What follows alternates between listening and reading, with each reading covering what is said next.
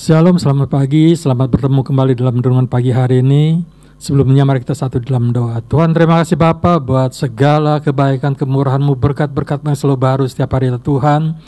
Sebenarnya kami akan mendengar renungan pagi, urapi kami biar kami boleh mengerti setiap perkataan firman-Mu ya Bapa. Hanya di dalam nama Tuhan Yesus kami selalu berdoa dan ucap syukur, haleluya, amin. Renungan pagi hari ini saya beri judul asumsi, yang sudah sering dibicarakan oleh Bapak Gembala, tentang berbicara tentang anak yang hilang di Lukas 15:11-32. Saya nggak akan bacakan, tapi ini berbicara tentang seorang anak yang hilang, yang kembali.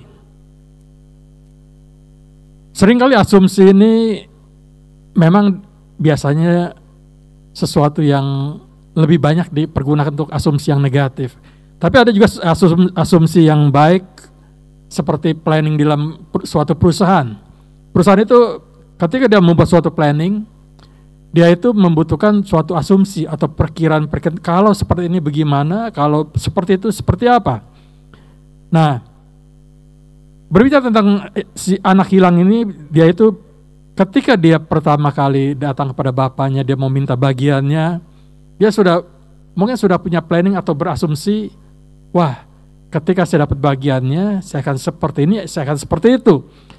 Mungkin yang pertama, ketika anak itu minta bagian kepada bapaknya, walaupun sebenarnya itu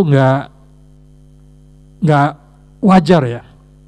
Anak minta warisan, ketika dia minta bagian, secara nggak langsung dia minta warisan untuk dibagikan.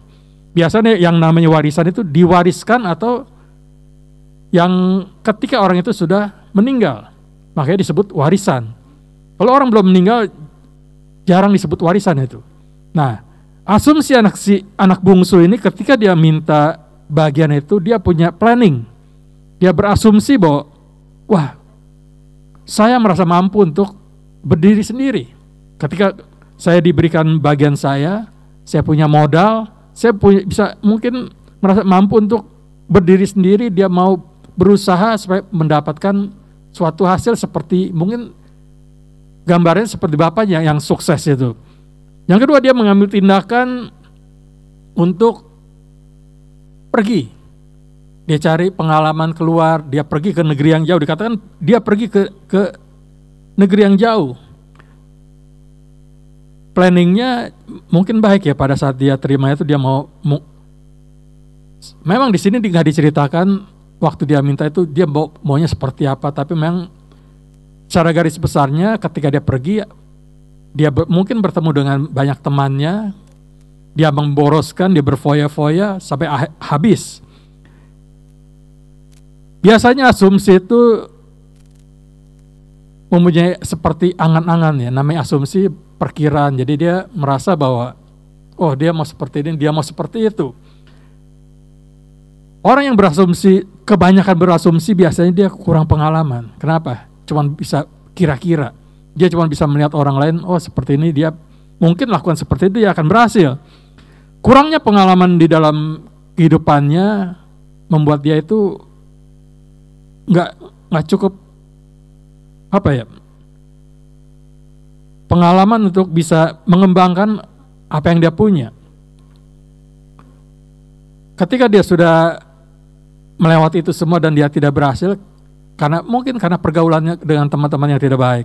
Karena juga mungkin sesuatu yang didapatkan dengan mudah, biasanya itu habisnya juga cepat. Seperti si anak bungsu ini, ketika dia dapat, bukan dia berusaha, tapi dia menghabiskan, dia berfoya-foya. Yang masih beruntungnya apa? Ketika dia dalam keadaan susah, dalam keadaan melarat itu, dia teringat kepada bapaknya. Dia teringat kepada rumahnya yang penuh dengan makanan. Karena pada saat dia mengalami yang namanya melarat, kelaparan, dia itu kerja, jaga babi. Dan jaga babi itu, bapaknya itu pegawainya itu makannya berlimpah dikatakan. Tapi dia di sana dia bekerja, tapi kelaparan. Dia mau makan ampas babi itu juga nggak dikasih. Dia teringat kepada bapaknya. Dan juga ketika dia teringat itu, dia masih berasumsi lagi. bapaknya terima apa enggak ya? Atau kalau juga dia nggak dianggap sebagai anak lagi, ya jadi pegawainya aja Kak. Dia lupa kalau bapaknya itu bapak yang baik. Yang mungkin yang kita heran kenapa? Dia dari kecil sampai besar sama bapaknya, tapi dia tidak mengenal bapaknya seperti apa. Mungkin kalau kita berpikir bahwa bapaknya itu selalu menunggu setiap hari, menunggu anaknya itu kembali.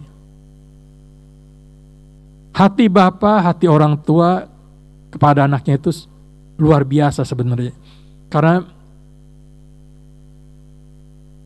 kasih bapak itu kepada, mungkin dia akan berikan nyawa juga akan diberikan kalau buat anaknya itu.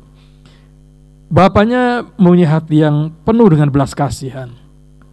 Makanya di ayat 21 dikatakan, kata anak itu kepadanya, Bapak, aku telah berdosa terhadap surga dan terhadap Bapa, aku tidak layak lagi disebut anak Bapa. Tetapi ayah itu berkata kepada hamba-hambanya, lekaslah bawa kemari jubah yang terbaik, pakaikanlah itu kepadanya dan kenakanlah cincin pada jarinya dan sepatu pada kakinya. Jadi orang tuanya itu memberikan pakaian yang terbaik, diadakan pesta buat anak bungsunya ini. Itu yang dilakukan orang tuanya kepada dia. Apalagi Bapak kita yang di surga. Bapak kita yang di surga, dia yang menciptakan kita, dia yang memelihara hidup kita. Dia akan mengasihi kita dengan sungguh-sungguh, dengan luar biasa. Tapi yang menjadi masalah apa? Apakah kita punya kesempatan untuk kembali kepada Bapa? Ketika asumsi kita salah, apakah kita masih, mungkin pikiran kita berpikir bahwa kita mau kembali. Tapi kalau kita tidak pernah bertindak untuk kembali kepada Bapa, itu akan percuma. Dan juga nggak semua orang bisa kembali. Kenapa? Karena banyak orang yang malu, banyak orang yang merasa bahwa dia tidak layak untuk kembali kepada Bapaknya. Mari kita belajar kepada pengalaman si bungsu ini.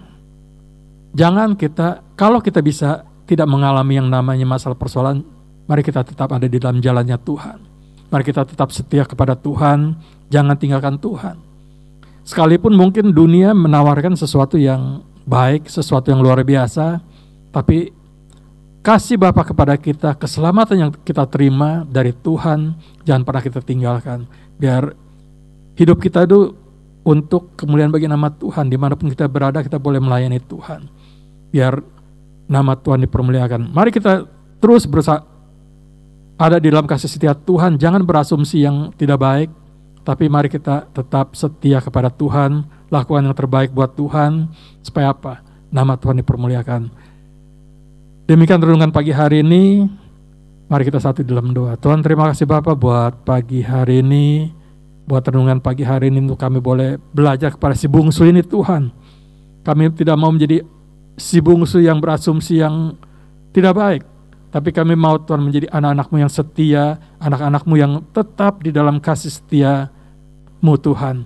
Terima kasih Bapa, terima kasih Tuhan, Kau juga menyertai aktivitas kami hari ini, setiap perjalanan hidup kami, pekerjaan kami hari ini, biar semuanya boleh ada di dalam kasih setia-Mu ya Bapa. Terima kasih Tuhan, yang di dalam nama Tuhan Yesus kami sudah berdoa dan mengucap syukur, haleluya. Amin. Shalom, selamat pagi, Tuhan Yesus memberkati.